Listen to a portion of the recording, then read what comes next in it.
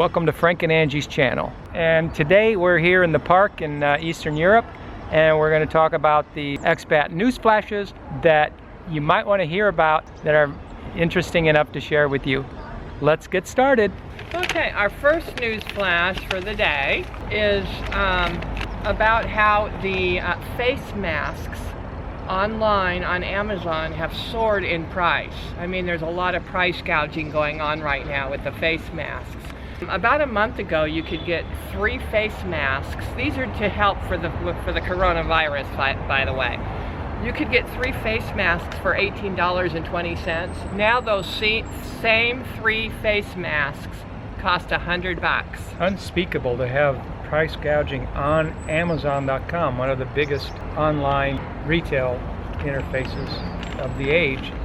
But that's just as the world turns, isn't it? I mean, this is what happens in a lot of these places that end up on the internet nowadays for travel, and especially the RAM circuit, the Retire Abroad Media Magazine circuits. But it's not exclusive to that, as we shall see in a little bit. But go on, what else is happening with the prices? They've shot up from 18 to 100. Like you like to say, that opportunistic price gouging that's going on. Even the coronavirus is not off limits for price gouging. Okay. I think it's awful. You guys need to lower your prices. All right. Yeah, matter of fact, we just went to the hardware store here, and they're completely out of masks. They're like, nope, no masks, no masks. Like you're the 100th person that asked that day. They were just so tired of answering. That's interesting that even though here in Eastern Europe they haven't really had very many cases. There's only been one here, one case. Yeah, so there are masks. And we're asking for the N95 masks, though. Those are the ones that actually do something. Okay. And the other news is about over the holiday of Carnival in Salinas, Ecuador. This one hits very close to home. The streets got flooded because it rained. It's rainy season over there, and you know how Salinas is. We live there. We know what it's like during the rainy season. It rained and rained and rained for several days, and it flooded the streets. We have several videos of us walking around in the floods. Whole neighborhoods are just blocked out with water. Yeah. You can't walk it during these big rains. And what they did, they opened a drain of the streets, and it all gushed out into this drain and into the ocean, where people were sunbathing and enjoying the afternoon. And they said it smelled so bad that many people had to get up, and they actually left Salinas because it just smelled so bad, and they went to some other beach or either went home. People were leaving. So Carnival got washed out at the beach in Salinas, Ecuador. Okay. Yeah, I have to mention that because, you know, this happens every single year with the streets flooding over there, and the drainage systems in the streets obviously they don't work. Something's not working. All right, all this wonderful news. I've got some excellent, wonderful news now coming up. You see what you think. It's just different ways of looking at it. We just received a note from a friend that went to Chile in the past few months, and was boots on the ground, just gave us a boots on the ground report of what was actually really happening during the protests. I feel this is important because there's a lot of chatter on social media that kind of sweeps these kinds of things under the rug, saying how, oh, don't worry, just stay, they're usually right there in the center next to the government buildings, and just stay out of that area, or don't participate and you'll be okay, and they usually blow over in a week or two. Well, I'm sure there's a lot of them where that was the case. However, there is another side to that story, that when things don't quickly dissipate, the complete opposite is true. Listen to what she reports straight from Chile, boots on the ground. So she got into Santiago October 1st of last fall, 2019, and on the 3rd, they rioted daily for 3 months. And the rioters, they did destroy the entire town of Santiago, Chile. They burned down lots of buildings and churches, and they painted the entire city with horrible graffiti. They also blinded over 300 people for life with pellet guns, and they killed 28 people. That's a lot of violence, folks. And she was in the neighborhood of Providencia, which was a formerly solid middle-class area, which has now been completely destroyed. In the middle of the riots, the whole city looked like a war zone, and she would walk around and there was broken glass everywhere, at least an inch deep on the sidewalks. It would crunch under her feet as she's walking on it. All of the businesses are boarded up. The churches were ransacked. The religious statues and crosses dragged in the streets and burned. The subways were burned and couldn't function. So you can't really walk around, get around on the subway, and all park benches were hacked apart in the parks with axes and burned in the streets. Cars and buses were burned up, and the whole place was really a mess. The riots continued on a daily basis until the end of December, so that's a full 3 months. So this is totally different than the typical sweep under the rug, after a week or two things just dissipate, which, a lot of times they do. But when I would walk around, I would very often come upon violent, active war areas where hundreds of protesters were actively fighting police. So, you think you're going to avoid it, but actually walking around, you just keep running into it. At the beginning of January, the fighting after 3 months died down, but the protesters continued to damage businesses and tear down traffic lights. Then, last week, police ran over a protester with a police van, and now it's full on again. So today I was walking, came upon a group of about 1,000 violent protesters. They're all demanding anarchy-style government, and they want 100% of everything to be free. Here's what they want. Listen to this list. They want guaranteed universal income. Guaranteed, doesn't that sound good? Guaranteed overly high-paying jobs. Hey, 100% free health care. Subsidized transportation for all. It's only 35 cents, right? All student loan debt forgiven. Free university education for everyone through a PhD degree. And they want the right to free education for life, not just for till you get the degree. They want to rewrite the Constitution, make all these things a human right without any work. Several times during the disturbance period, she was walking around town and she literally had to run for her life. The place is very frightening for her. She says that most of the time during the day it has this appearance of looking safe, look safe, feel safe, but you can actually walk into a disturbance at any time without warning. So, the traffic lights have been destroyed, so driving is also hazardous. So driving is hazardous, you can't get on the buses, the metro, and walking it's all hazardous. I stayed in Santiago this long because she stuck around because of pending immigration issues. Now, this isn't specifically, exclusive to one neighborhood or just one city. Every city in the northern and central part of Chile was torn up by these riots. So this is nationwide. The shopping mall of La Serena looks like in ruins. It's all boarded up. The big cities all look very dangerous, like third world areas, and they are indeed very dangerous. On the exchange rate, it was 650 pesos to the dollar just 4.5 months ago, and now has jumped to 800, which is almost a 25% devaluation just in 4.5 months. Serious inflation is setting in. Chile has always been known to be a high cost of living for everyone in South America, but now it's getting outrageous according to her reports. But on top of that, there's homeless people sleeping all over the sidewalks. There's people begging for money everywhere. When I go out, I'm approached, she says, by a minimum of 15 beggars within every couple of blocks. Most beggars appear to be strong, young, healthy men who can work. So basically, a country that really was nice can convert to a dangerous cesspool overnight, and that's her assessment on Chile in February 2020. So what's the...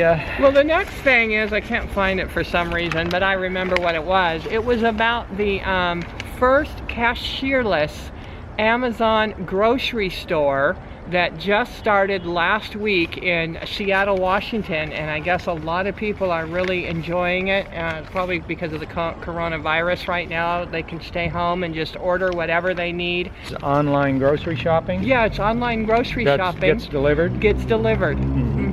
That sounds cool. It's only in Seattle, Washington right now, but that is on the same lines as I read another article about Thailand expats that are right now either they're quarantined or they don't want to go out because of the virus, and they're doing the same thing. Lots of them are buying their supplies and food online through Thailand companies that do the same thing. So people now have the option to become voluntary shut-ins without having to suffer not being able to go shopping.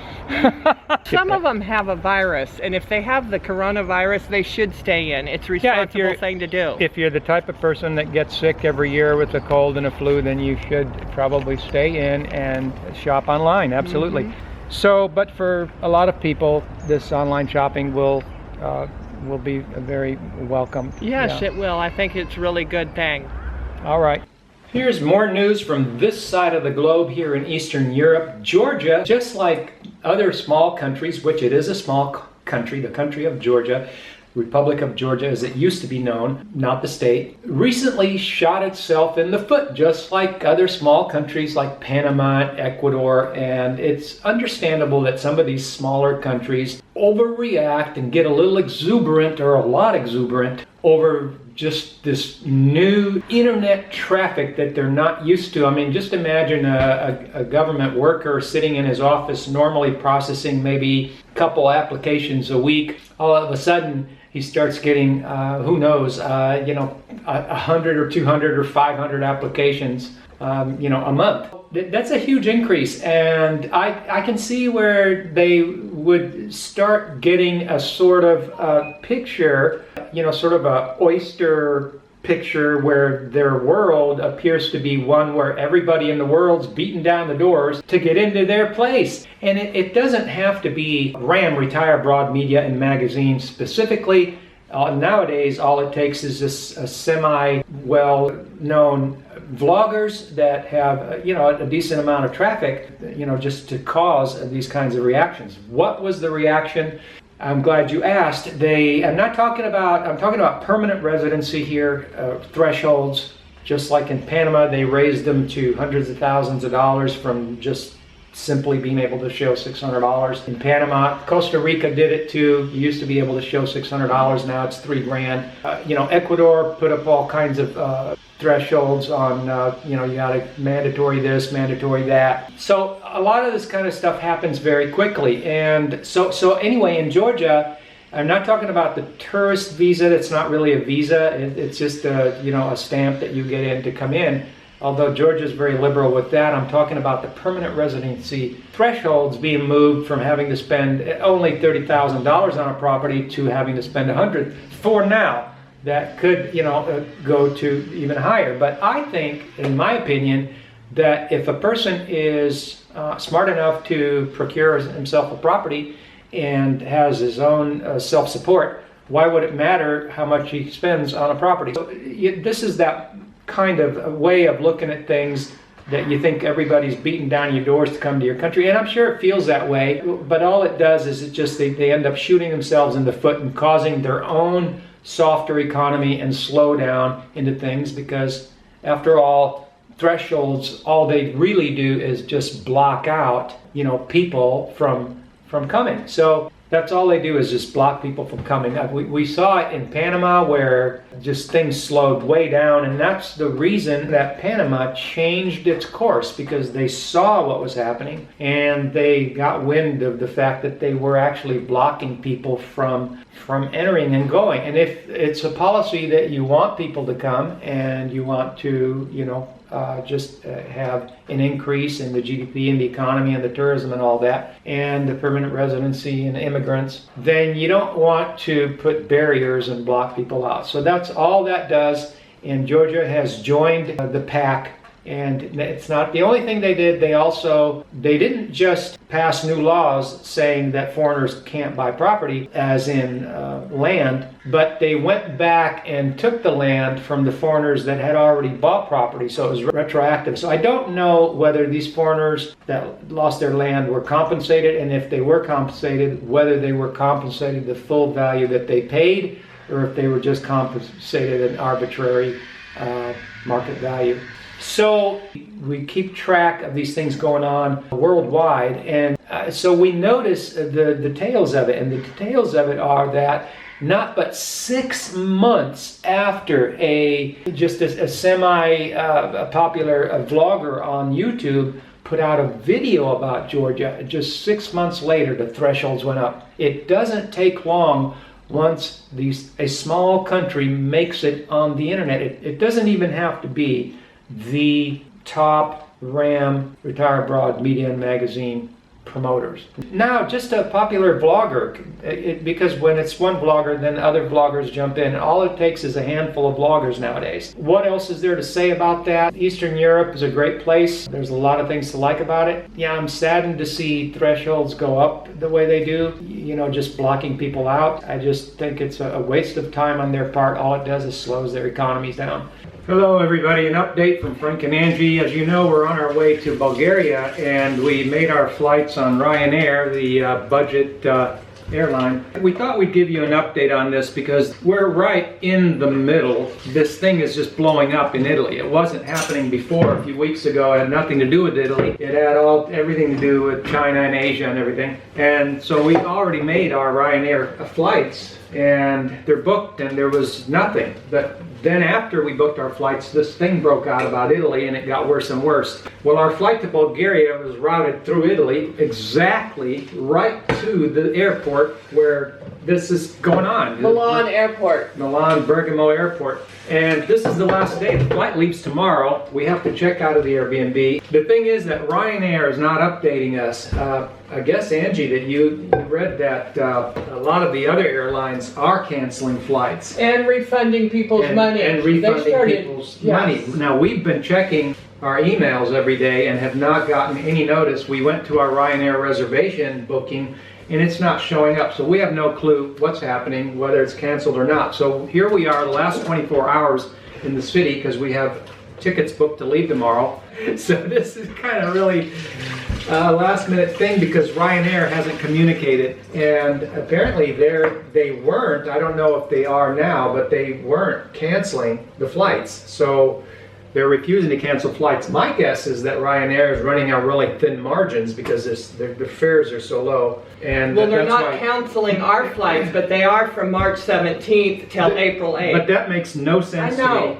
I know. Why would you cancel flights 3 weeks from now? Right. What about all these other people? They said they don't have any bookings. Our problem is we have two different flights that we're taking. Is Bulgaria going to let us in from Italy when we take our second different airline, Wizz Air, to Italy? That's right. Italy's just a connecting flight. We're not going to stay there. We're on our way to Bulgaria. They said that a lot of people have been canceling their flights to Italy, though, and that's why they're going to not do their flights from March 17th through, because nobody's booking flights to Italy. All right, so they got a bunch of cancellations, and they're therefore not going to be able to run the flights, and that's the only reason. So that's the real reason. Yeah, they haven't really taken the bull by the horns and taken charge of this thing. They're acting like Italy did at first.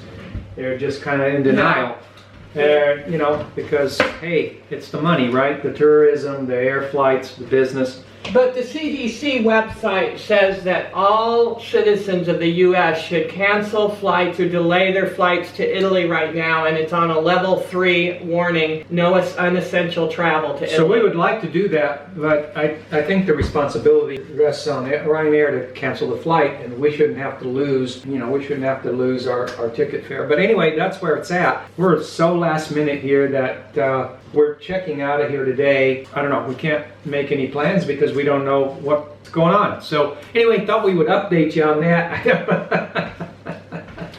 What's going on to people that travel, and then all of a sudden something breaks out. No control over it. There's nothing you can do about it. Oh, and the other thing, we can't get the N95 masks either because they're all sold out here in Georgia, so we can't get those. So we're not being despondent about this. I mean, we're trying to do the responsible thing and avoid, you know, based on the CDC saying to avoid travel. And so we're trying to do the responsible thing. Anyhow, this is life as a traveler. Sometimes things break out and things are uncertain. So with that, thank you for watching our videos. Do give it a thumbs up if you liked it. And subscribe to the channel, support the algorithm. Thank you and have a wonderful day.